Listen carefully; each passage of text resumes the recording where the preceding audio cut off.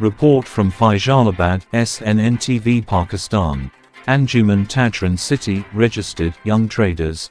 Deputy General Secretary of Anjuman Taj City Faisalabad, Mian Riaz Shahid, City Vice President Haji Zulfikar Ali Malik, Provincial Ticket Holder, Pakistan People's Party, Constituency PP 118, President Young Traders Malik Suhail Niaz Tor, City Media Coordinator Shahid Majid Malik, President Gurdwara Gali Kacheri Bazaar Sheikh Arsalan Aslam Achi, Mian Bilal Liaquat, Malik Azam Safdar, Yunus Jamal, Social Media Head Malik Zahid Majid, Sheikh Asif Wara, Malik Wahab, Farhan Sheikh, Malik Usman Munir, and other trader leaders participated.